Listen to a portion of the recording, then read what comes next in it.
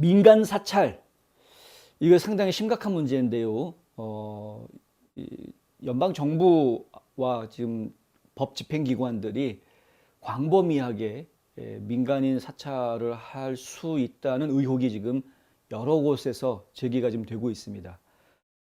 이 이야기가 처음 시작이 된 것은 뭐 상당히 됐고요. 한 석 주 전에 의회에서 청문회가 열렸을 때에도 이 이야기가 지금 나와 있고, 그리고 지금 최근에 언론들이 또 이 문제에 대해서 집중적으로 보도들을 지금 하고 있는 그런 상황입니다. 보수 언론들이 주로 이 문제를 보도하고도 있지만은 AP통신 같은 좌파 언론들도 이 문제에 지금 앞장서서 보도를 하고 있습니다. 재밌는 것은 민주당 의원들이 이 문제에 지금 상당히 공을 들이고 있는 그런 모습을 저희가 지금 보고 있습니다. 어떻게 보면은 민주당 의원들은 지금 현재 행정부가 바이든이 이끌고 있는 행정부이니까 서로 여당 입장에서 행정부를 도와줘야 될 입장임에도 불구하고 지금 여당 의원들이 지금 바이든 행정부가 하고 있는 행태 중에서 이것만은 용납할 수 없다라고 지금 오히려 지금 내부에서 반발을 일으키는 그런 모습을 보여주는 것이어서 좀 저희가 좀 소개를 해드리려고 하는데요. 모든 정부 수준의 법 집행기관들이 영장도 없이 미국인들의 전화 및 인터넷 활동에 대한 개인 제3자 데이터 브로커로부터 데이터를 점점 더 많이 구입하고 있다라는 겁니다. 제3자 브로커라는 것이 있습니다. 그러니까 여러 가지 회사들이 있는데요.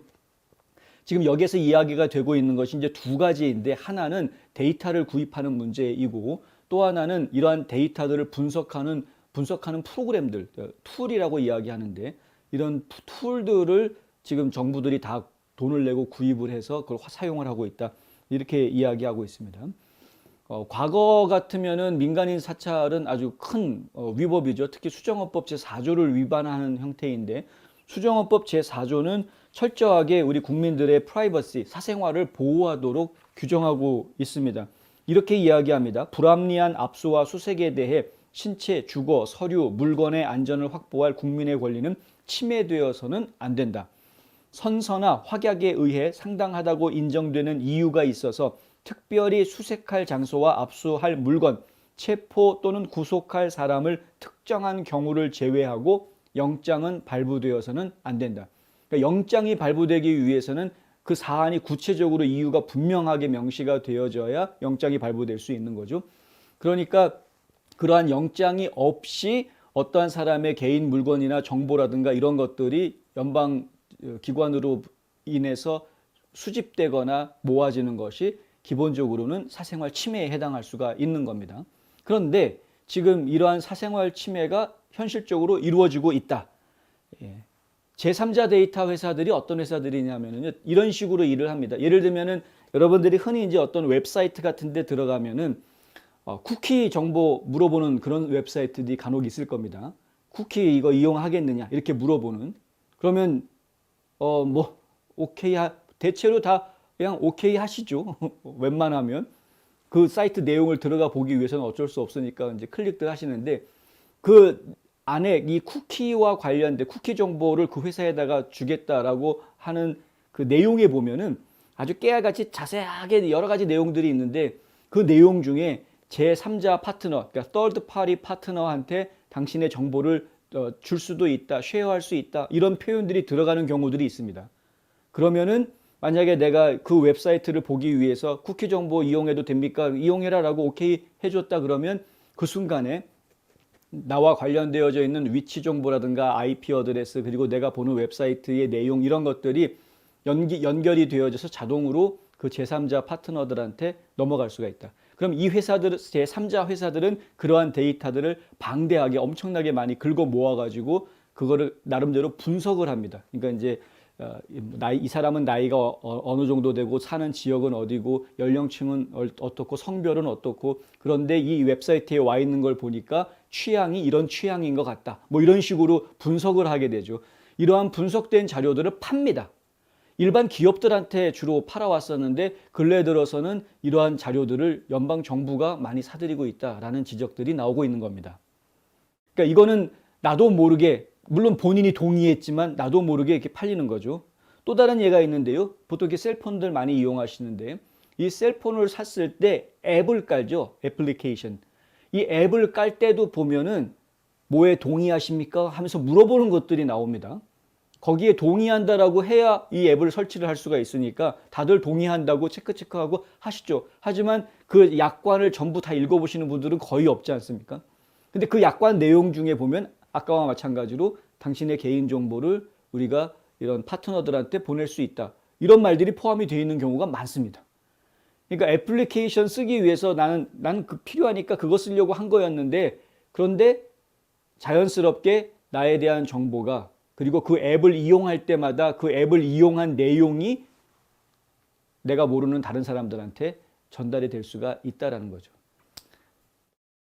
그렇다고 해서 우리가 셀폰을 안 쓸 수도 없고 웹사이트를 안 돌아다녀 볼 수도 없고 그러니까 이걸 어떻게 해야 되느냐 하는 겁니다. 이 부분에 대해서 법을 좀 만들어야 되겠다라는 이야기들이 민주당 의원들 사이에서 나오고 있다는 이런 이야기입니다. 바이스라는 좌파 언론이 있는데요. 굉장히 좌익 언론입니다. 바이스는 젊은이들이 좋아하는 매체인데 이 바이스에서 이런 이야기를 합니다. 미군의 여러 지부가 미군 전 세계 인터넷 트래픽의 90% 이상을 커버하고 있고 사람들의 이메일 데이터, 검색 기록 및 민감한 인터넷 쿠키와 같은 기타 정보에 대한 접근권을 제공할 수 있다고 주장하는 인터넷 모니터링 툴에 대한 접근권을 구입했다. 그러니까 이제 이런 아까 말씀드린 제3자 데이터 회사들이 자기네 회사들은 막 홍보를 하는데 우리 회사는 전 세계 90%의 이거를 그 정도 할 수 있는 회사는 구글 정도밖에 없습니다. 제가 알기로는. 근데 아마 이제 구글로부터 이 미군이 이러한 정보들을 사들이고 있는 것으로 보입니다. 구글 같은 경우에는 Gmail 이용하시는 분들 Gmail 약관 한번 자세히 보십시오. 그러면은 구글에서는 우리가 주고받는 이메일의 내용을 철저하게 비밀로 보장해 주겠지만 자기네들은 들어와서 볼 수 있다라는 내용이 있습니다. 네, 이거 모르시는 분 많죠. 자기네들은 기술적으로 들어와서 볼 수 있습니다. 이메일 내용들을. 네, 그걸 외부에다가는 알리지 않지만 약속이 되어져 있지만 뭐 구글뿐만이 아니고요. 굉장히 많은 인터넷 관련 회사들, 특히 이제 이런 통신 서비스 회사들은 그런 부분에 있어서 나름대로의 꼼수들을 얼마든지 부려먹을 수가 있다. 혹시 인터넷을 자주 이용하시는 분들 같은 경우에 웹사이트에 보면 광고들이 붙어 있는 것들을 보실 수가 있는데 이런 경우 보실 수 있습니다. 어제 내가 아마존에 들어가 가지고 무슨 뭐 예를 들어서 카메라를 구경을 했다. 카메라를 사고 싶어서. 그런데 오늘 웹사이트 막 다니다 보니까 옆에 광고가 뜨는데 어제 내가 아마존에 가서 봤던 그 카메라를 여기서 광고를 하고 있는 거죠. 이런 경험 많으실 겁니다. 이게 이제 이미 데이터가 모아지면서 그 사람에 대한 행동들이 다 추적이 되어지고 있는 거죠. 현재 이러한 일들이 벌어지고 있는 것이 주로 광고 회사들, 마케팅 회사들이 이러한 활동들을 하고 있고요. 이 방대한 마케팅 자료가 원칙적으로는 사생활 보호 문제 때문에 외부에 함부로 공개가 되어서는 안 되는 것임에도 불구하고 이것이 마케팅 자료로 다른 회사들 사이에서 막 데이터들을 주고받고 팔고 이렇게 하고 있는 겁니다. 효율적인 광고를 하기 위해서 이 사람들의 행동 패턴들을 전부 다 연구해 가지고 맞춤형으로 너 어제 이 물건 봤던데 이거 사 그러면서 이렇게 보여주는 이런 식의 행동들을 하고 있는 거죠.